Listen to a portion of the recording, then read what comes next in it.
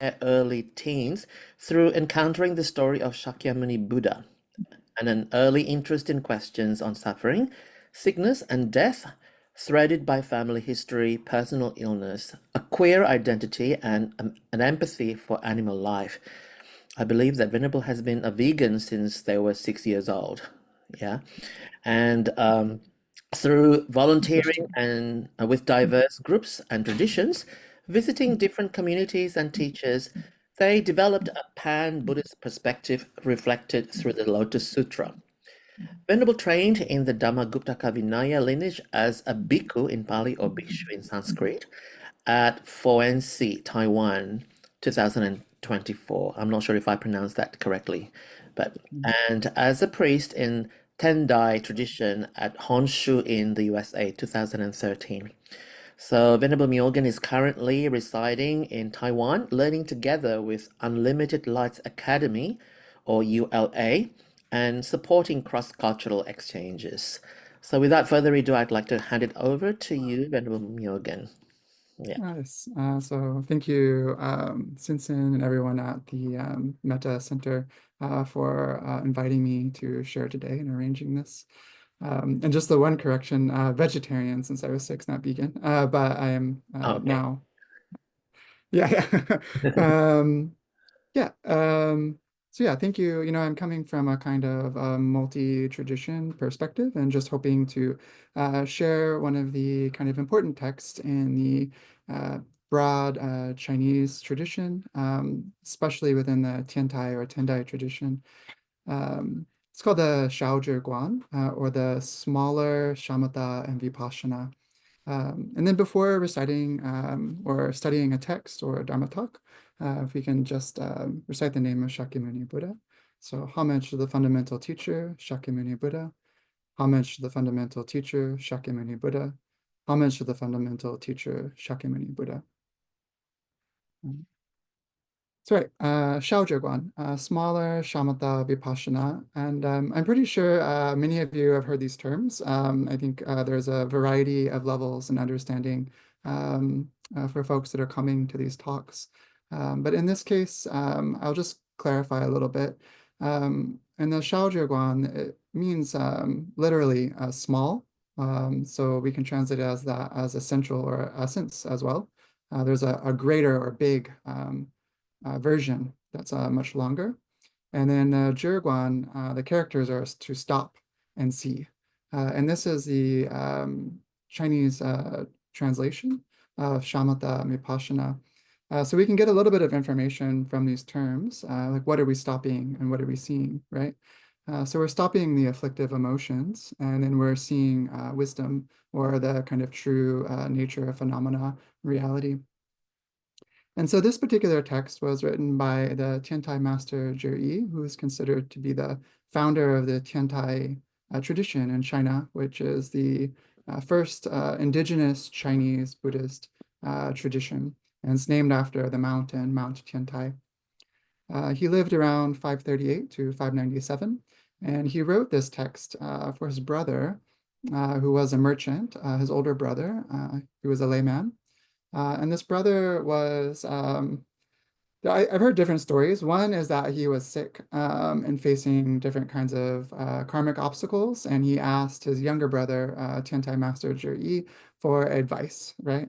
Some kind of method to overcome these obstacles and his issues. And so Zhiyi then wrote this text. The other version that I've heard is that his brother met a kind of immortal or like a sage, like a Taoist sage that was very highly realized, who did a prediction and said that he would die soon from an illness or some sort of disaster. So he got very afraid of the situation and then sought help from his younger brother. And then, the older brother, of course, practiced his text and overcame his obstacles and did not die when he was supposed to die. So this kind of background can give us a little bit of faith or confidence or interest in the text. And it's also good to know that this text, despite talking a lot about monastics in the process, it's actually more directed towards a general audience. At the time in China, probably it's the case that it was very well educated or elite people that had access to a lot of these texts or techniques or teachings from India. The average person, like a merchant, would not maybe be exposed deeply to these techniques or be practicing them. So in this sense, this kind of became like the common or universal kind of teaching or approach that anybody could gain some benefit from if they applied it. Yeah. And also, I know there's Q&A at the end, but if there are questions so far, I'm happy to answer so that we're clear as we move forward. So I'm going to leave that up to our moderator. If someone raises their hand, please feel free to interrupt me and we can address that question. Within Zhiyi's various texts, there are different structures. You might have heard of gradual approach to meditation or realization. This text then would fall into that category of the gradual approach. When we mean gradual with realization or meditation or practice, it's a structured process, right? And you may have heard these kind of 3 higher trainings, right? So precepts, concentration or meditation, and then the insight, right? Wisdom or prajna. So this particular text follows that structure. So we go from precepts in the very beginning to a kind of structured way or a very clear way to develop concentration or calmness, right? Stopping or kind of subduing the afflictions. And then after that, we work on developing the wisdom, right? So how to apply the Dharma teachings in a contemplative or analytical way so that we can actually cut the root of the afflictions, not just calm them down with meditation. And so in this text, it's 10 chapters, and we're only looking at the first chapter today. And the first 5 chapters deal with the kind of foundation, how do you say, like conditions that you would need, right, in order to practice meditation. So it's all of the techniques and understanding and preparation.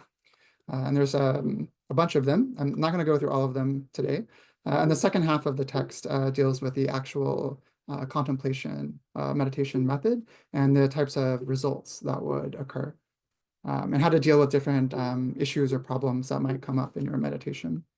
So this text is really great in the sense that it's a look at early Buddhist meditation techniques in China. The first chapter, chapter 1, is called the prerequisite conditions. And there's 5 of these conditions. The first condition is to keep the precepts purely. And Zhiyi breaks all these down into multiple ways, where we're talking about my notes here, superior, middle, and then lower or inferior levels of practice. And I realize when we talk about these words with practice, it can feel a little upsetting, like, oh, well, I'm doing an inferior practice when I really should be doing the superior or middle practice, right? We might kind of self-judge or kind of harshly critique ourselves and then lose motivation or encouragement.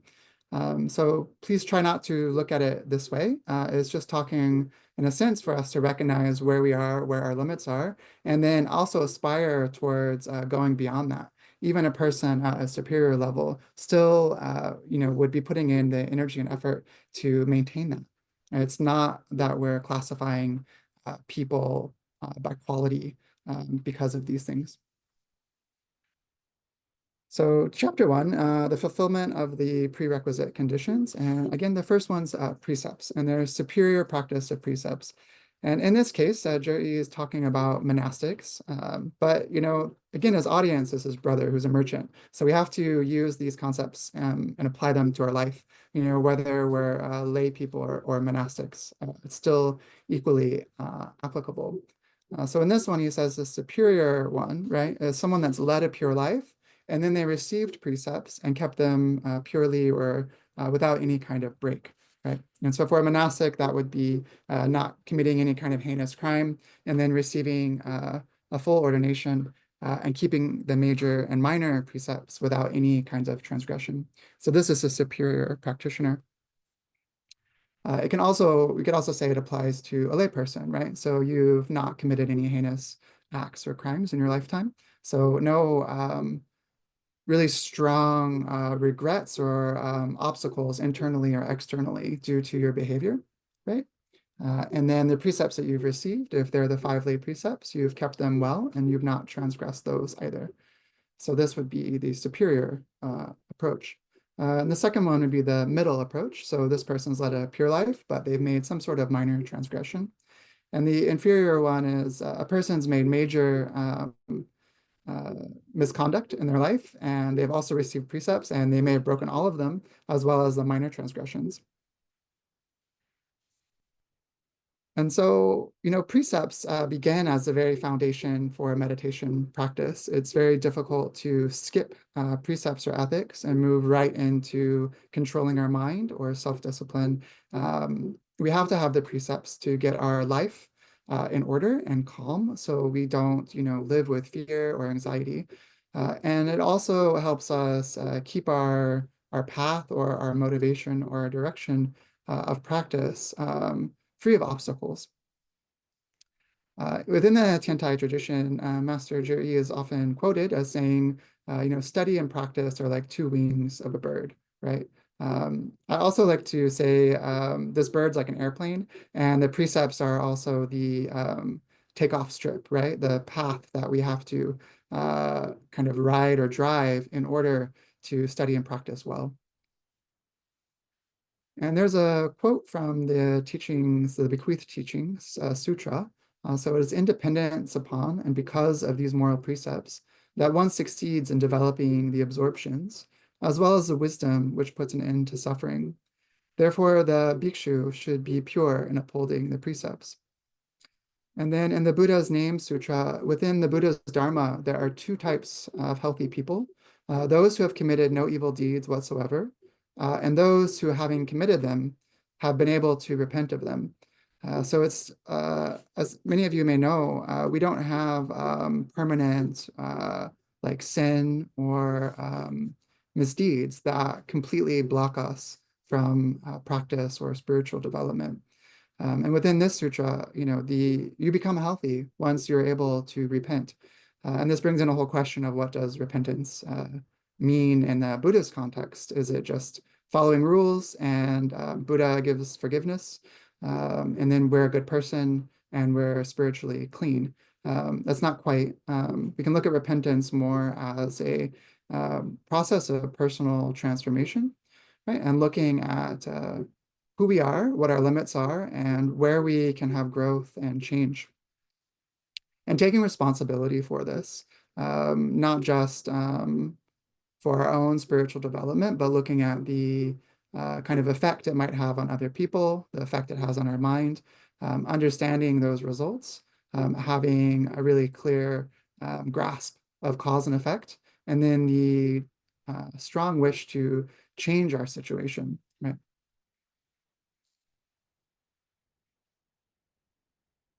So Zhiyi then in this chapter, and again, we're just on the first prerequisite, right? Which is first having a moral or ethical sense and compass. And he gives these 10 components of repentance. I'm going to abbreviate them into 4 rather than going through all of them. But these 10 components are part of many East Asian repentance ceremonies or liturgies. They're built in. And there are things not just to be recited, but we should try to integrate them or assimilate them and have a very strong feeling with regards to all of them. But abbreviated, the first one is to reflect on cause and effect. So, karma, right? So looking at what caused me to behave in a specific way and what were the results of that personally or socially. Even if we're looking at just this life. We can also use text and other source to look at how these causes may result in future lives and the, not bringing the wholesome conditions for a human rebirth or for practice. And the second aspect for repentance in relationship to our precepts, our ethics, is to do something in order to remedy or counter the negative action that we engaged in. So you could look at engaging in killing, for example. People do kill. We find people that have murdered or have been in forced situations where they've had to kill out of protection of themselves or others for various different causes and reasons. And they live with a kind of regret and impact of this that's very heavy. One way to counter that is to then do things that protect or support life. So that could be life liberation ceremonies for animals. It can be donating or volunteering with medical missions. Right? These types of positive behaviors that support and encourage long life and health. The third is to have an intrinsic resolve to not do this thing again. So if we don't have a resolve, we just think, oh, I broke this precept or I did this kind of harmful action. But it doesn't really matter. It's not affecting me now, right? Everybody else does it or coming up with various reasons. We won't actually change our habit, right? We won't change our behavior in the long term. So we have to recognize a personal reason of why we would want to transform. And the fourth one is to transform by relying on the triple gem, right? So this is for accountability and inspiration. So when we have reverence for the triple gem and that becomes part of our repentance and transformation, right? We can always imagine by being mindful of Buddha or bodhisattvas, right? That they're always present and with us and we aspire to be like them. So this can be a form of inspiration, asking them for blessings. And then the other aspect of that accountability, this can also relate to Sangha, right? So, if you do confession, for example, for monastics, we confess transgressions with one monastic or multiple monastics. For lay people, this can also mean talking with your Dharma friends or your community when you engage in harmful behavior. So there's a sense of community care as well in order for us to transform. It's not just a solo endeavor. So any questions so far on this particular part? So Sophia will be moderating the Q&A. So I'm just Okay. going to hand it over to Sophia to take care of this. Yes, yes. So, all right. I'll ask, and if there's no interruption, Do I'll you hear continue. me, Venerable? Yes, yes, I can hear you. Okay, sorry, my mic wasn't working. Ah, But that's okay. So there is a question online from Ellie. She oh, sure. asks, please share your thoughts on Buddhism, yeah. esoteric Buddhism. The book is the Japanese version of esoteric Buddhism, if you're familiar. Yes, And I yes, can, yeah, it's Shingon, Japanese Esoteric Buddhism by yeah. Taiko Yamazaki. Yamasaki. Yamazaki, right. So I'll save that question for the end, since it's not specifically on this topic, but I will address it. Thank you. Thanks, Venerable. Yes. Um, So yeah, with this relying on the triple jewels, we can think about how faith and confidence in the Buddha Bodhisattvas becomes transformative for us. For people familiar with esoteric Buddhism or Pure Land Buddhism, where we often do a lot of name recitation or mantra recitation or visualizing various Buddhas and Bodhisattvas frequently throughout the day. This becomes a way to direct our mind towards wholesome states. And if we can think of them as our inspiration, then we might have the courage to change our habits and change our behaviors. When we talk about like Nianfo or mindfulness of the Amitabha Buddha, people will say in these types of teachings that we should recite the name of Amitabha as frequently as possible. You might even hear in like Taiwan or China these like boxes that play this Amitabha chant, Amitabha name chant, so that wherever you are, you're hearing the name of Amitabha. And this is always this kind of reminder, right, to direct our minds towards wholesome states.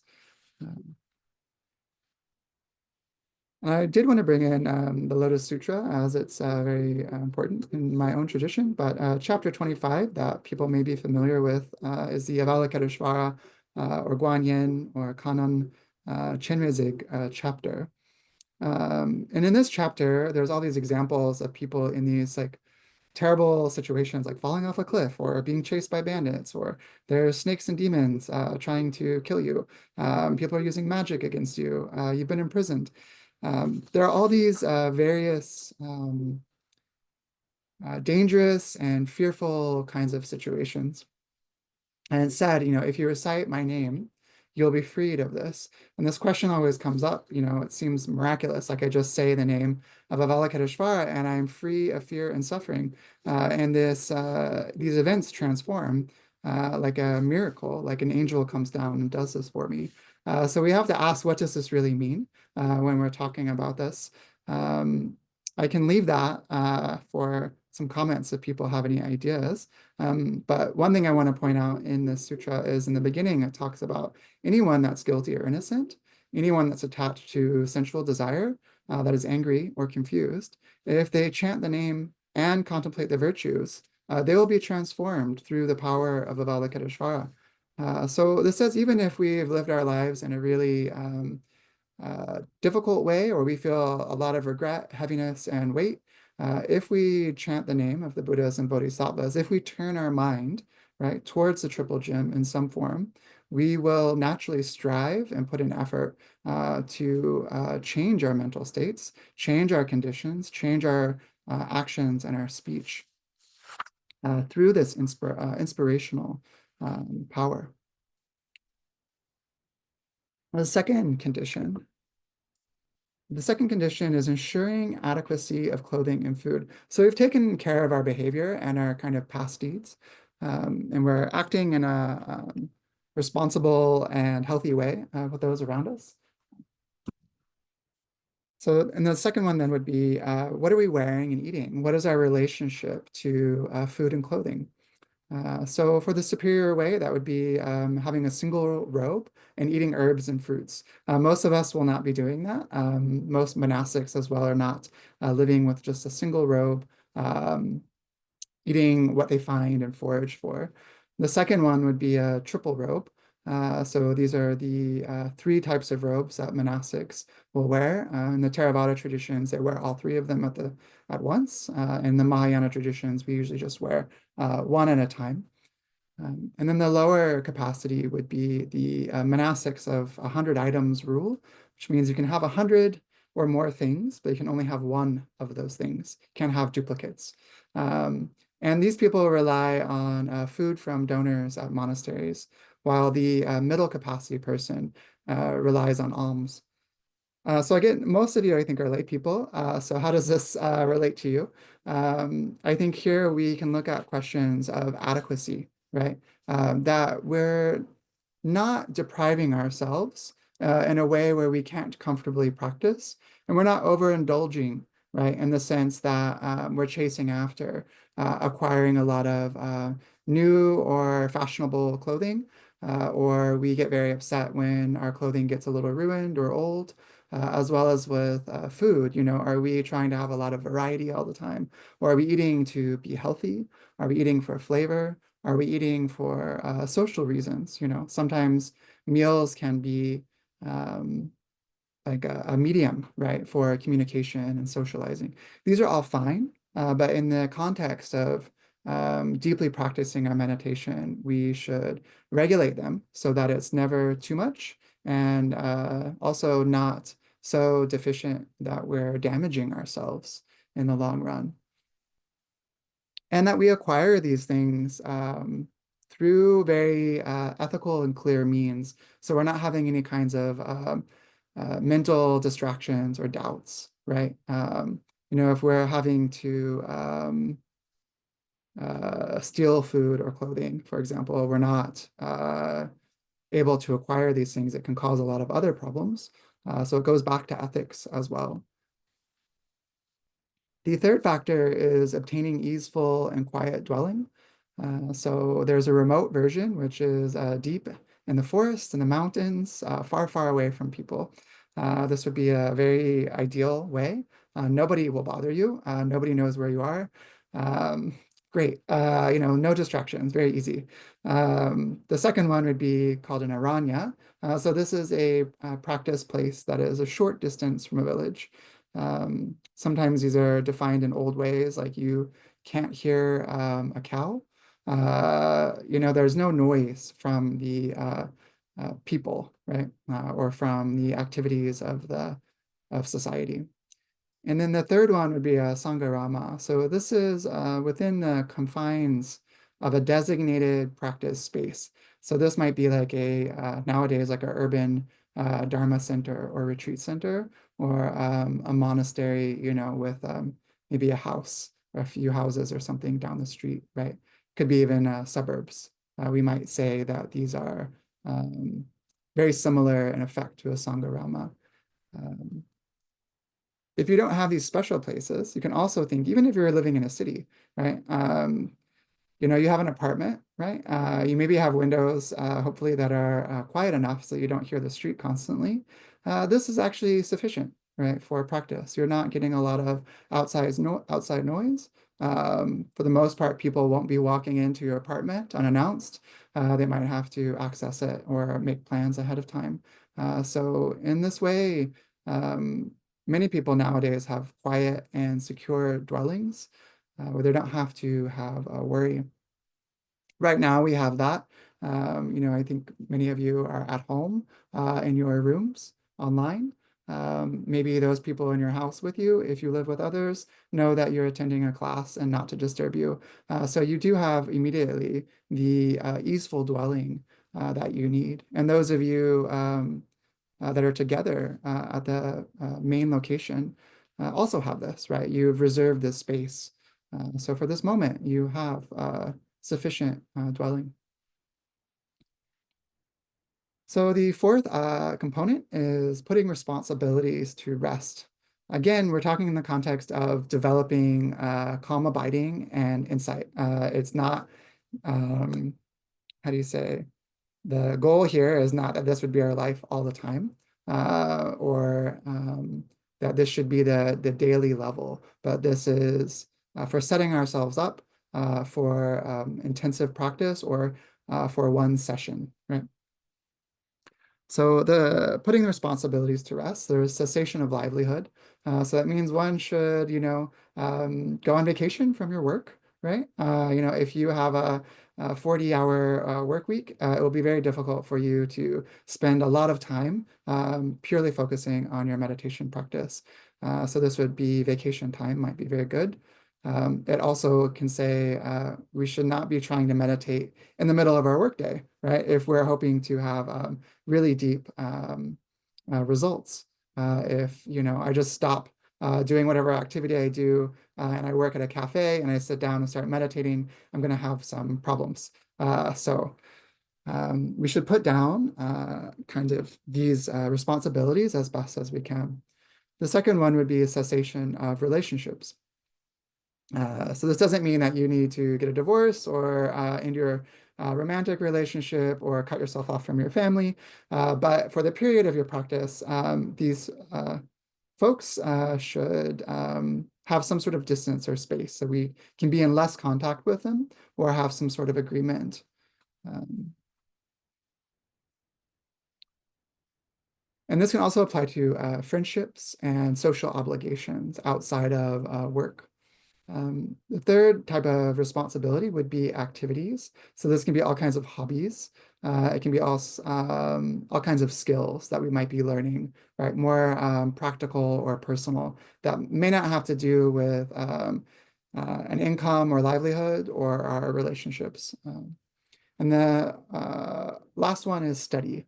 right? So we can put down reading many books or studying different fields, getting really involved in writing or analysis or debate, right? So we are, through all of these, we're trying to focus our attention just on our meditation practice, whether that period is for a half-day meditation retreat, or we want to do something like a full day or a week or a month or a whole year, right? All of these things have to be taken into account. And then the last one is drawing near to good spiritual friends. So as we say, that good spiritual friendship is the whole of the path. So these are the Kalyana Mitras, and there are 3 types that Tendai Master Zhiyi identifies. The first is the externally protective type. So these are good people that, for example, you're meditating and they know that you're meditating, and so they'll help handle, right? Any mail that you receive or phone calls or maybe your bills. If you're going on long retreat, they might look over your house or your pets or your plants. So they help you put your mind to ease so you don't have to worry about these things. They may also provide food and help with maintenance of buildings or facilities. And so they protect you from outside interference or influences. And the second type of good spiritual friend are those that are identical in practice. So these are people that are engaging in a similar single method of practice that you are. So if you are focusing on shamatha vipassana, it might not be very good to be practicing in the similar space or place with someone that's doing a lot of sutra chanting, right? You have a very different practice approach. And it's not saying that one is better or worse, but that they might interfere with one another a bit, right? And the experiences you're having, if you need to share or seek support, um, uh, might not be applicable or useful to one another. So we should have similar practice friends. And then the third type of good spiritual friend is the instructive one. So these are our teachers or seniors that we can bring our questions to when we're needing guidance, right? And they help us structure perhaps our retreat or our daily practice if we're not doing retreat. So that is most of my presentation portion. I do have some questions to ask you all, if you don't have any specific questions about the content. It seems there's no questions specifically online. Is there anything? Okay, great. Anyone in person? Maybe you give people like a few seconds Yeah. to ask any questions. And I can respond to the one that's there if people want to give a moment. So this book, Shingon, is one of the 2 Vajrayana or esoteric Buddhism traditions in Japan. The other one is being Tendai, which is a tradition I trained in. Shingon is what might be called a pure Vajrayana or pure esoteric Buddhism. So the primary method they use is this approach, which means a lot of mantras, a lot of mudras, so that's body positions or different signs with the hands, and then mandalas. So these are visual depictions of various deities with Sanskrit syllables, and they're very colorful, and they all have different layers of meaning. So in the Vajrayana traditions, we use these 3 aspects, or the 3 secrets, they're called, of body, speech, and mind. So mudra, mantra, and visualization, in order to line ourselves or kind of rehearse and connect or resonate with particular Buddhas or Bodhisattvas in order to transform the mind. This particular book, Shingon, I don't have an opinion on it. I've heard, some of it is a little inaccurate or different, but also, this is coming from a bias of people that are in various subsect of Shingon. There's not just a singular one. So how one person presents something might not match how somebody else presents something. And then with Tendai, the tradition that I trained in, I did my esoteric or Vajrayana training in Japan, in Chiba. In that tradition, we say we hold Sutra and Tantra at the same level. So both paths are equal in leading to liberation or enlightenment, rather than a vertical hierarchy. So Shakyamuni Buddha is also an emanation of Mahavajrayana Buddha. They're the identical. Mahavajrayana Buddha being the kind of personification of the Dharmakaya, or the body of truth. So the Dharmakaya being the truth of reality. We're kind of giving a face and body to it, rather than saying that this cosmic Buddha is like a, how do you say, like a creator deity or like a singular God or something. Sometimes people misinterpret it this way. So it's a way to relate. It's like a personification. So for Tendai, these two are equal. Tendai also incorporates shamatha vipassana, as we've been talking about, more earlier traditional types of meditation. There's a big emphasis on precepts, Pure Land practice, and the Bodhisattva practice. And the core sutra would be the Lotus Sutra, is kind of giving the framework or structure for the Tendai tradition. So a kind of response to your question about this book. I think if you're very interested in Shingon, yeah, you can definitely read it. And also know that what you're reading may not be a complete picture, or you might hear different information from different Shingon practitioners or schools. It's a really interesting question and answer. Thank you, Venerable. Yeah. Ellie, if Yes. you have further follow-up questions, please let us know. And if anyone else has any questions as well about what Venerable talked about, please feel free to post in the chat or unmute yourself. Oh, did you have the question? Yep. What are Yes. the main meditation techniques that are practiced in your tradition? The main meditation technique. So if we're looking at this text, Shao Zhi Guan, it would be shamatha vipassana.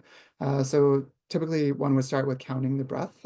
You may be familiar with this. I think it's not trademarked by Buddhism by any means. So that would be a first approach. And then the second, you can move into experiencing the breath, right? Yes, Vadim, shamatha vipassana is shikan. Or Jirguan in Tendai in Japanese. So yeah, counting the breath and then experiencing the breath. And then from there, you can move into Vipassana, which is contemplating or analytical meditation. So using different Dharma topics to look at our experiences, right? And verify them in our mind. So we study, and then we take that study and we try to connect it with our actual life experience and make it more visceral and tangible, so that we transform the way we look at and work with or interact with the world. And then there's also, in the gradual approach, there are also a category of practices that are antidotal. So for anger, you would, if you're prone to anger, you might meditate more on loving kindness, right? And trying to develop equanimity, like the 4 Brahma Viharas. If you're very attached, you deal with a lot of greed, and that brings maybe some anxiety for you, then you would meditate on the nature of the body, or death and impermanence, right?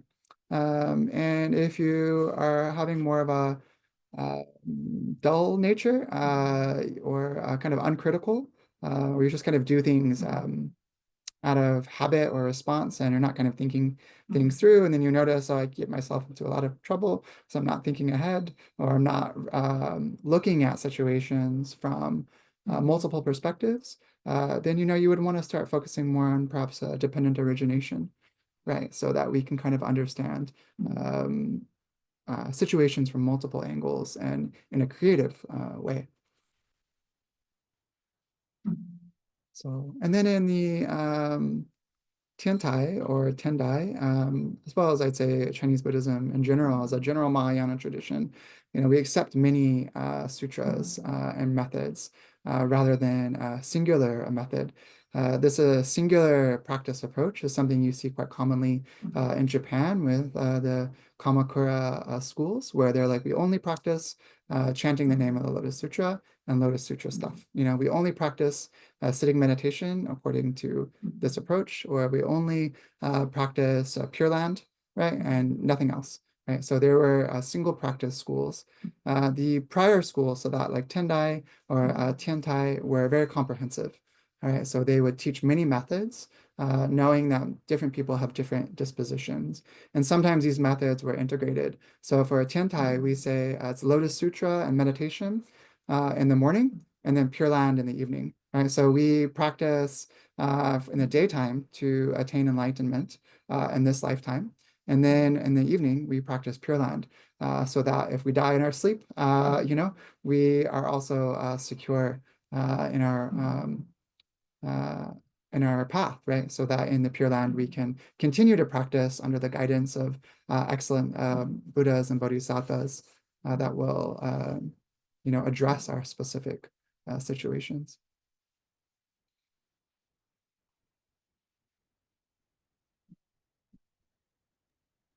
Thank If you, there's no other Venerable. questions, Yeah, I have those are really questions. great questions, I think. Yeah. I have some questions. Yeah. Let's see. So for folks, the one thing that I brought up in the beginning, this superior, middle, and inferior, and you also hear this in the what's called the stages of the path to enlightenment, or Lamrim teachings from the Gelugpa tradition, Gelug, Tibetan tradition. We'll talk about the superior motivation and the middle or inferior motivations. So how do folks relate to that when you see this in text? It's talking about monastics, but like I said, we can apply to lay people as well. It's not that there's a hierarchy here, but how do you relate to these kinds of terms? And personally, when you think about your own practice, how do you deal with getting caught up, perhaps in judging your own meditation or involvement with the Dharma with other people? How do these sit for you when you hear them or relate to them? Or what have you found that's been skillful?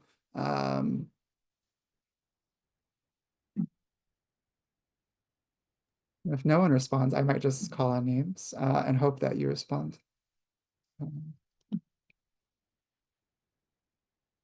So the question is, the first question is, how do you relate with the terms like inferior, middle, and Yes, superior? and superior, right? When we're kind of evaluating our practice, like how does that relate for you personally? I feel like when I heard a lot of those things, I was like, that's not possible. Just impossible, right? Yeah. But also I feel like, especially like I'm just sharing like very free thoughts. Yes, please. I think it's like very focused on the form of what we're doing rather than the essence of what we're doing. So, there's a description of, you need to go to the forest and the superior one, and then the least superior ones when you're among people. But I also feel like maybe there's a difference between like what you need. Like maybe when your mind needs calmness, like it's really great to go to somewhere isolated and you have certain realizations, but once you have completed that to a certain level, it would be wonderful to come out and then share the insights with people and continue the practice in different form. Like metta, loving kindness, and compassion can be practiced where there are lots of people, so the mind can be calm even though the environment may be like chaotic. So like the description is very much focused on the form, like what the other form, the requirements of the form, but it's missing elements of like the nuances of like what may be helpful for your practice at different times, or those kinds of things. And also I just thought like that's not possible for Yeah. I mean, like, yeah, Thai tradition has teachers going to the forest. where you're like you have tigers and so on, but no human being. But like for most of us, that's like really, really difficult. Yeah, it's a high bar, right? Yeah. Yeah, I think it's like you're saying, there's nuance here, and like looking at this in the context, right? So even with going to the forest, you know, this instruction, right, was for his brother who was sick and really wanted to, he had a strong motivation to change his life and practice meditation.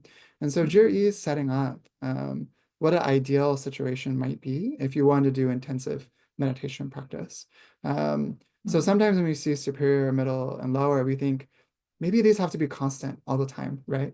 Like to live in the forest and eat herbs and fruits that I find. If I'm not doing that, I failed, right? Or you know, I'm not a good enough practitioner. But again, it's on the particular context. I think, like you pointed out as well, bringing your realizations and your practice back to society is also important. There's a saying from my teacher in the Tendai tradition that we, you know, go to the mountain, right? And then we bring the mountain down to the village. So we engage at times, at different times in our life or our spiritual development, where we do need to go into as much solitude, quietude as we can. And then afterwards, bring that back to society and the people we know and our connections.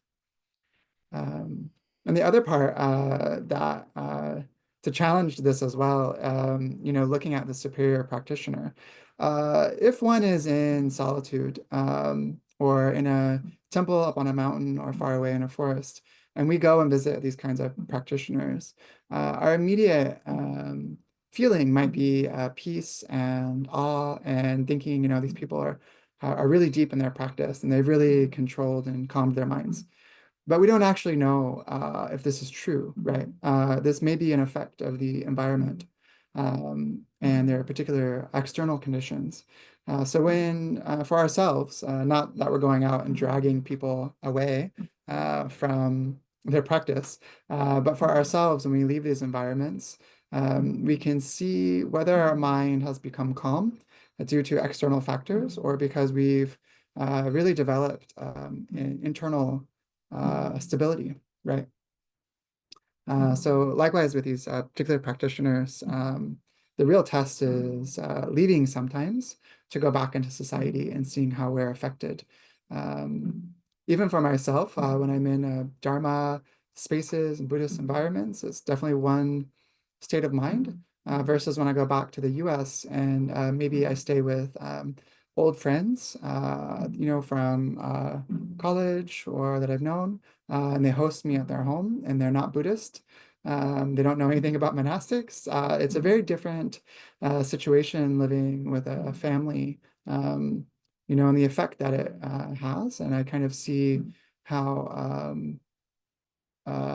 different conversations and things, you know, bring up all kinds of different feelings that I, you know, need to manage by using various antidotes or different teachings and contemplations. Yeah, thank you, Venerable. Yes, thank you. I'd like to also comment that you know, like I mean the practice is not done necessarily in stages, even though maybe the stages can also make it Yeah, structured. Like for example, right.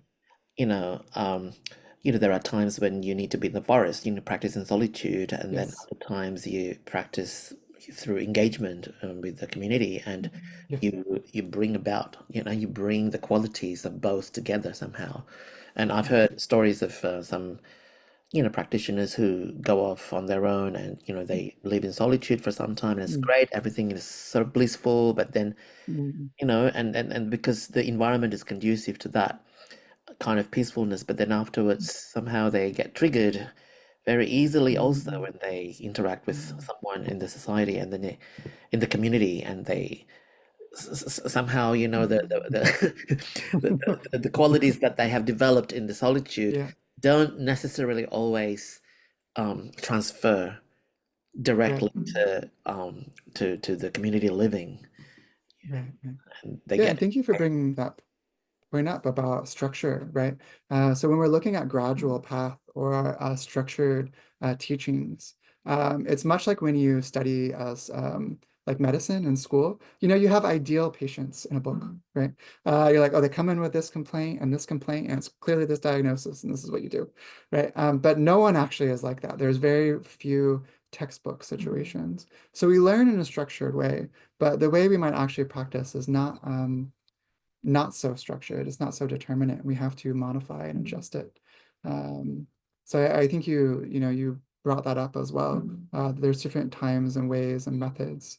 So not just to like compare ourselves to this structured way or presentation.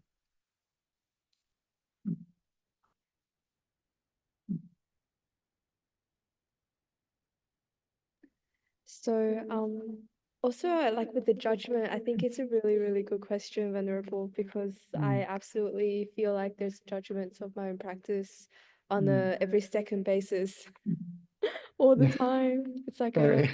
yeah. Yeah, like I'm my own personal reflection about that is sometimes I feel like just understanding whatever's arising is a result of the causes and conditions from the past.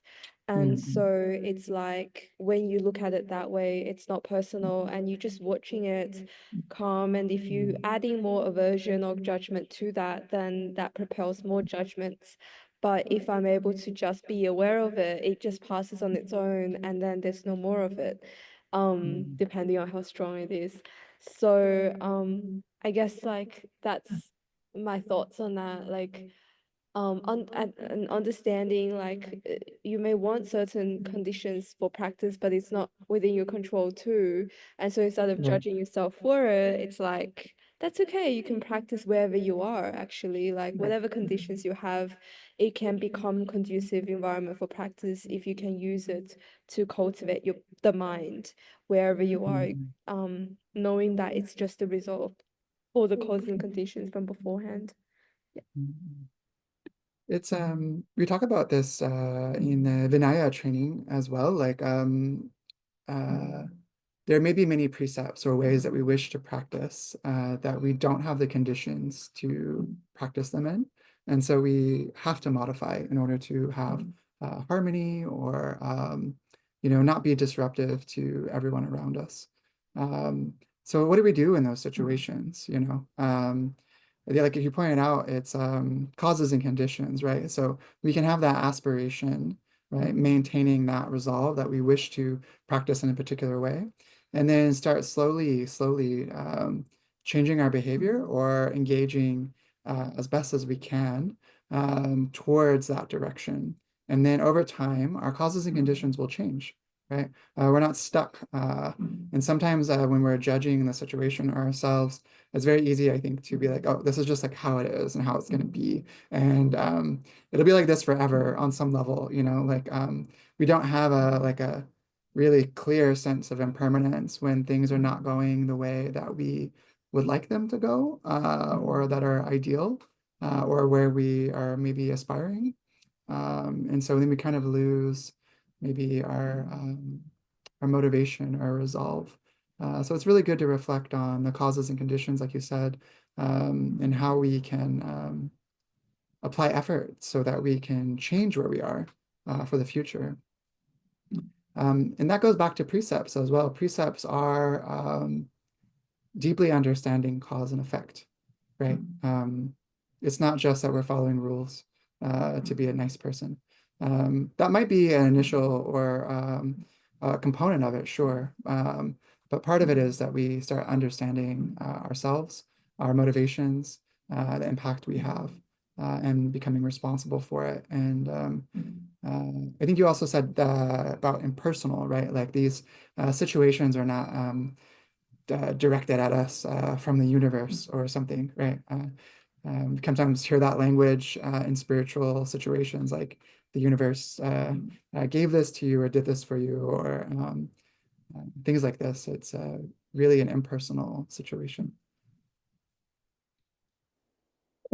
And I also want to point out the fact that I think it's very important for us not to really compare our own practice and our level of practice with others, because I think people under different circumstances, and there's so many different factors contributing to the development of our practices. Sometimes in a retreat environment, it's very easy for us to say, "Oh, this person looks much more advanced than me," or maybe I can't. But it's not helpful to think that way. We're practicing where we are at, and then we do the best we can, and we have a strong sense of ethics, and be a good person, do good, cultivate goodness and virtues, but also try to purify the mind the way we can without really comparing ourselves to others, which could be demotivating and also could create a sense of competition, which is not healthy. But I think it happens a lot sometimes in the Buddhist circle too. I have observed this sometimes. Yeah, definitely. I think most of us have engaged in it at some point and have to grapple with that. Sometimes comparison with other practitioners. One way to say is, we should really only compare ourselves with Buddha. Are we Buddha or not, right? That should be the role model, right, for us, not where we are not compared to other people. The other one too is to think about, we don't know everyone's karmic potential capacity. Whether you believe in rebirth or not, you don't know someone's history, right? You don't know what they've gone through and where they are, and possibly how their mind might respond. Sometimes people go into retreat or deep practice and can think, oh, this person's really together, it'll be great. But who knows what comes up in their mind that might cause them to exit, early. For example, they might have internal or external conditions that really throw them off. And also encountering people that seem really uncontrolled or undisciplined or chaotic or something. They're not like floating Buddha angels on clouds. So they don't fit the stereotype, right? These people may also have really profound transformation in the process of practice. And I tend to lean towards people that have had really hectic or strong situations in their life, have a lot of material to work with that they can transform into wisdom and skill if they diligently apply the Dharma. We hear cases of this and can even talk about, the famous one, like Angulimala, he's going around murdering people, but he became Arhat.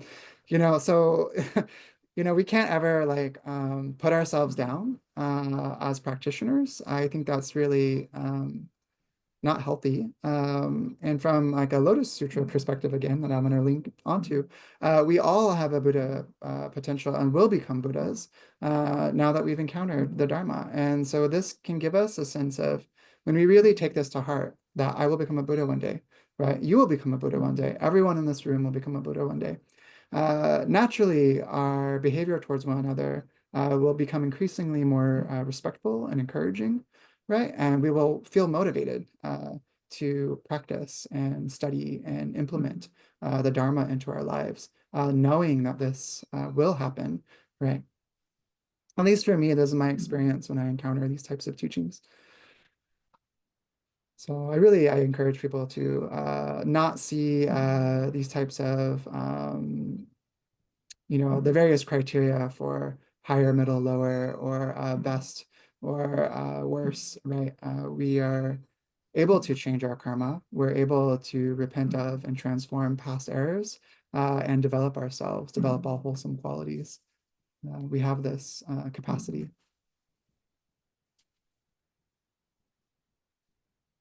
There's no more questions. Should I move into the meditation portion? Yes, Venerable, and thank you so much for again for the wonderful talk and answering the questions from us. And I just wanted to let people know that Venerable has to leave a bit early today, so I'd like to thank you first for leading the session again one more time. But we're going to welcome Venerable Myōgen back. Actually, Venerable will be doing 2 more sessions in the future. I can't remember when exactly. And June sometime. but I remember one of the sessions is called "Your Mother is a Chicken." Yep. So that'll be quite My interesting. mother is a chicken. Yeah, and I believe that that is going to be about. We'll find out. So without talking too much about it. And the other one will be on the Naga princess from the Lotus Sutra. So talking about Correct. That's gender and body, the body. yeah, and that's the 30th of June. Yeah, and in fact, actually, very soon, Venerable Sanata Vihari will be back here again, and he will actually be talking about the Amitabha recitation in the Pure Land tradition, Vietnamese tradition, which is going to be interesting because he ordained in the Theravada tradition, but he'll be talking about that when he comes here. So I guess maybe Venerable, you'll be leading you'll be giving us the meditation instruction first, and then one of us will just end it the way you asked us to. Yes. Yeah. And I will just quietly exit the Zoom room at that time. Thank you. But first of all, I'd like to say thank you to, first again to everybody. If you'd like to say goodbye, now it's time to say goodbye to Venerable, I guess. Thank you, Venerable. Thank you, everyone. Thank you so much. What a wonderful inviting me. talk. Thank you so much. Thank you. So just please take a comfortable seat, however you are. Can be on a chair, cross-legged, and keeping the eyes half closed. And then you want your body upright, alert, at the same time with a sense of relaxation. The shoulders are hanging slightly rolled back. The hands can be in your lap. Your feet are grounded. Just letting the breath be natural. No need to force it in any direction or to make it deep. Just experiencing how your breath is now and just noticing whether it is short or long, deep or shallow, cool or warm.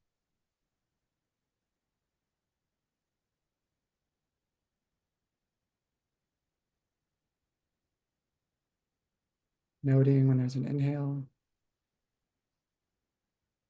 and then when you begin to exhale.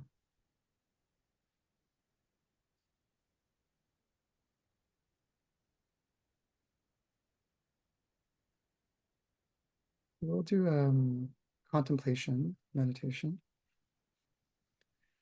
So considering that we've been talking about the prerequisites to meditation, what we need in our personal life, in our environment, in our relationships, we've been talking about many causes and conditions that contribute to successful practice. The very first one that we have to have is a human rebirth, a human body. So we can think how precious this opportunity is.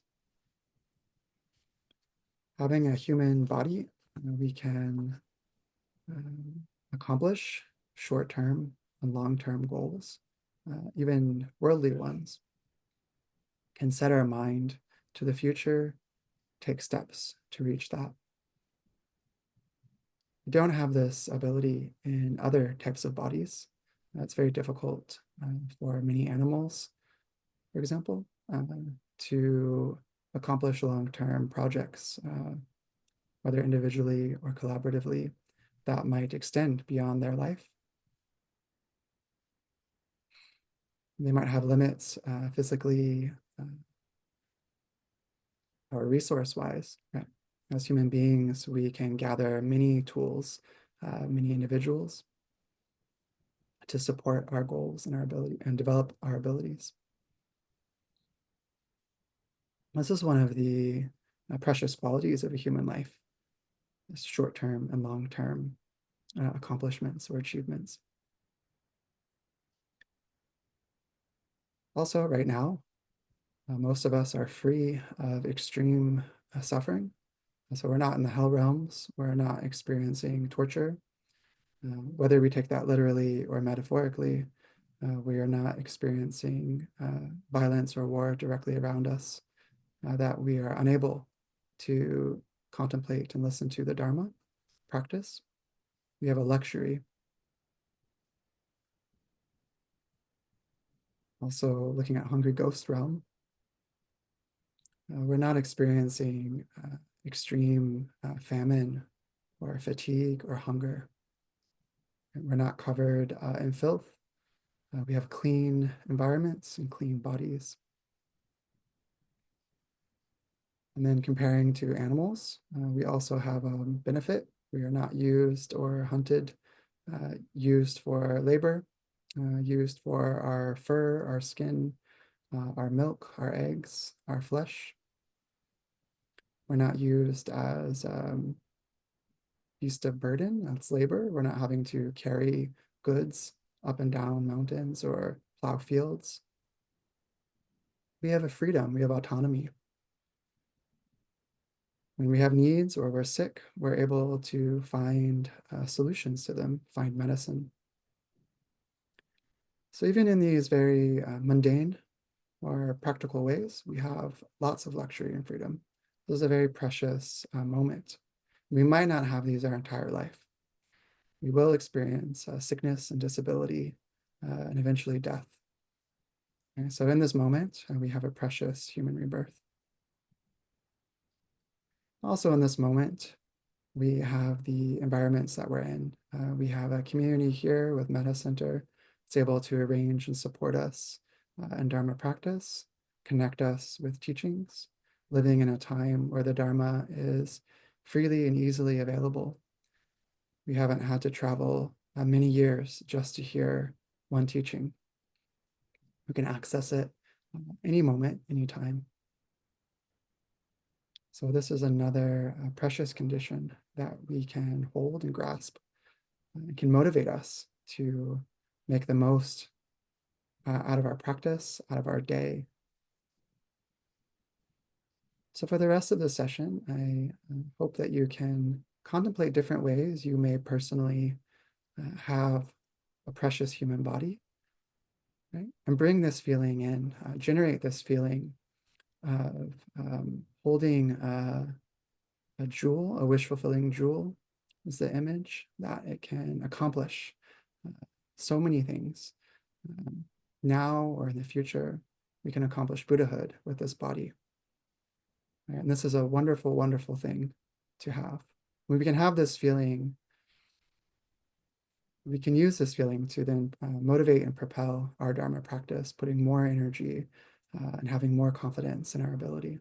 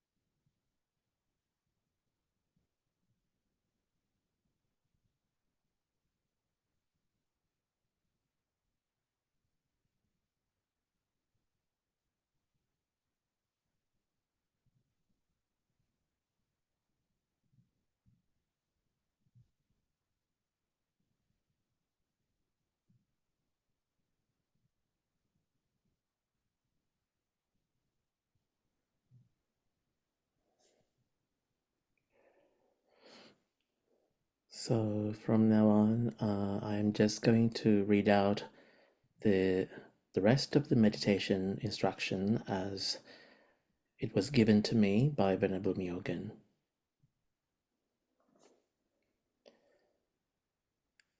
Relax the attention to the subject, shifting to the sensation of the breath.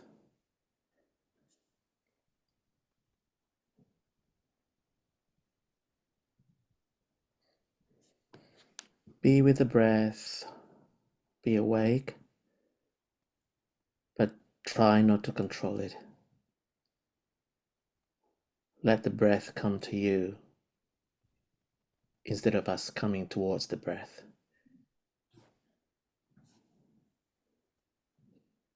Breathing in, aware of in-breath.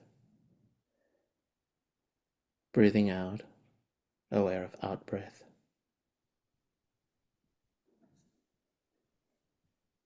Let the breath soothe you as if you are immersed in the waterfall, cleansing away all the tension, letting all the tension drain away, like the waterfalls cascading, tumbling down towards the ground.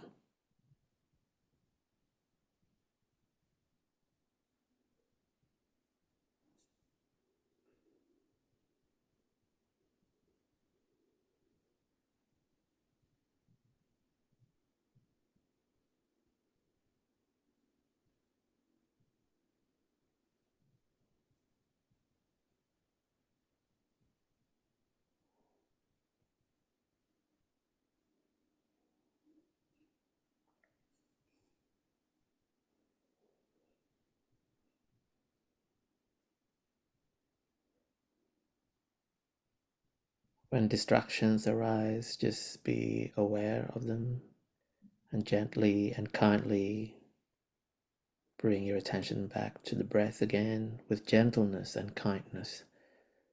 Just watch the breath as it is without controlling it. Let the breath nurture you, nourish you, embrace you, cleanse you.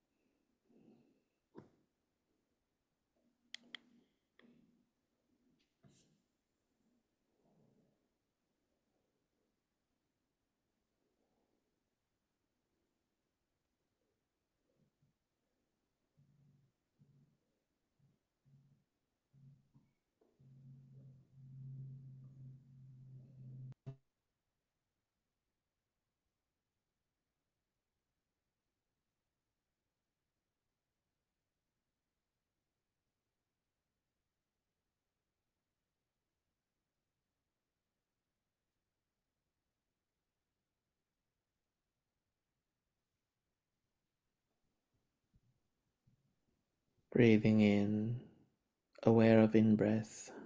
Breathing out, aware of out-breath.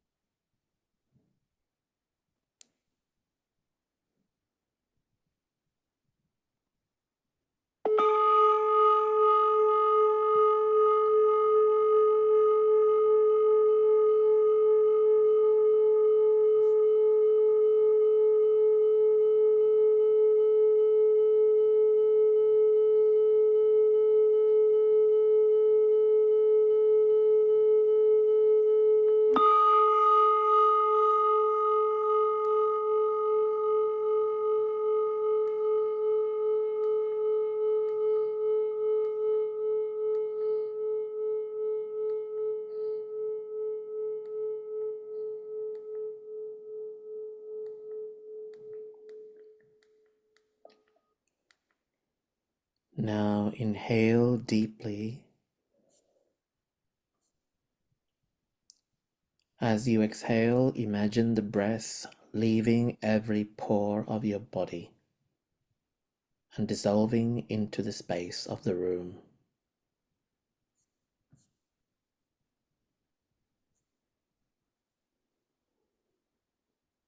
Connect with the sensation of your body on your seat.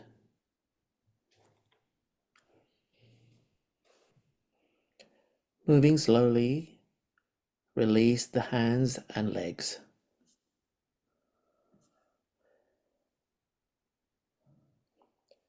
Massage one leg from the hip, moving towards the toes.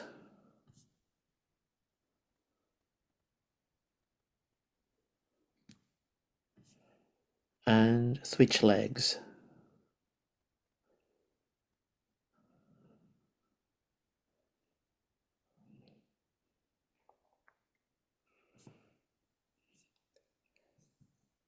Then massage from the shoulder down the arm to the fingertips.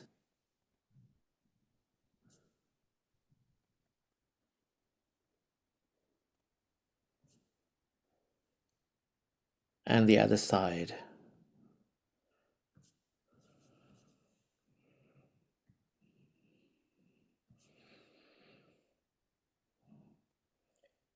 And just before we finish the meditation, spend 1 or 2 minutes reflecting of how the meditation went. How is our mind now compared to how it was right at the start of the meditation? What has changed? What worked? What didn't work? Inquiring into cause and effect.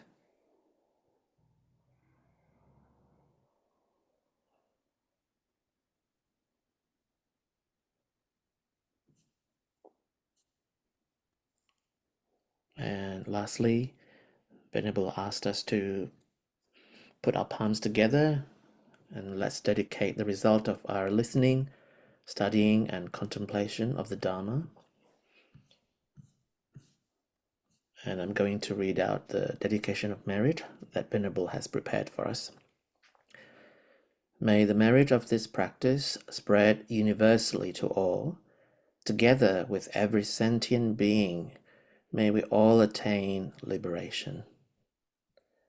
And also, I'd like to read the 7 Buddha's universal precepts as instructed by Venerable Myōgen.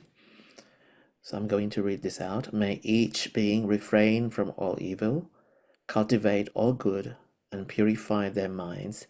This is the teaching of all Buddhas. Homage to the noble assembly. Sadhu, sadhu, sadhu.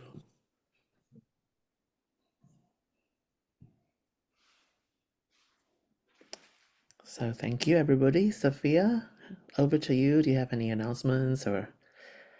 Yeah, so Venerable Myōgen will be back.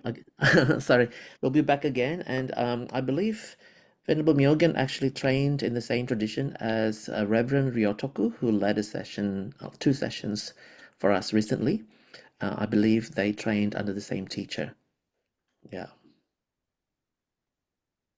Really Okay. wonderful to have this variety of teachers joining. Have like Theravada 1 week and then Mahayana and then Tibetan. So good.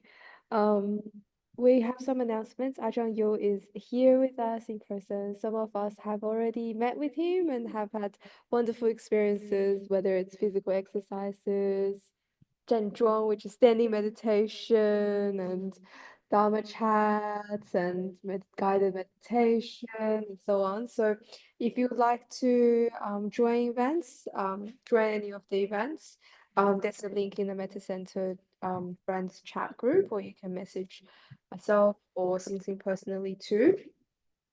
He does a daily program where he's staying in Villawood, and he invites you to it's like a daily retreat, so you can join any time that you wish.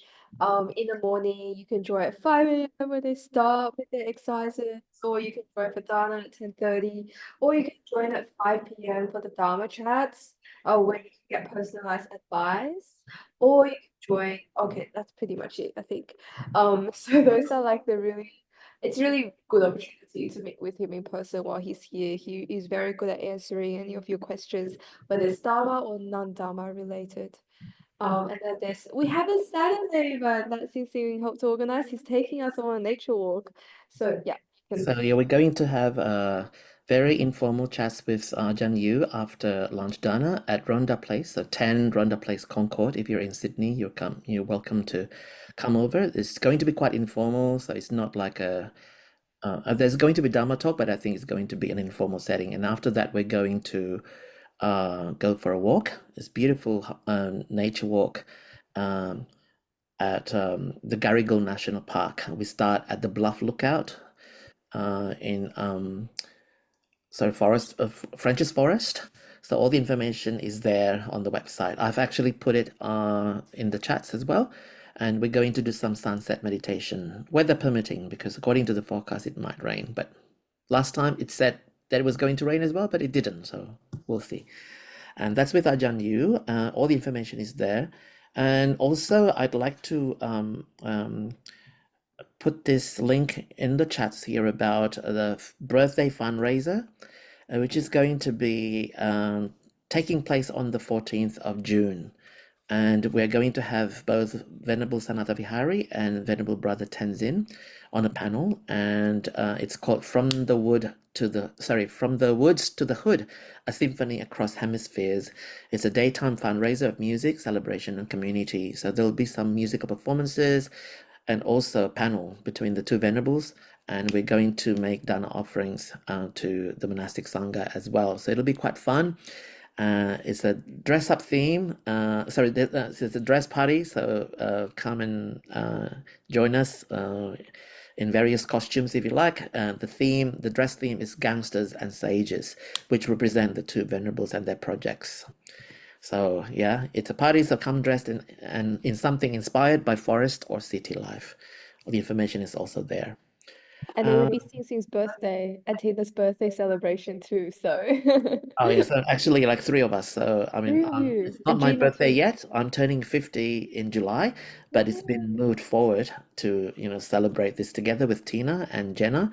And that's also because the two venerables will be available then. So we have chosen that date together.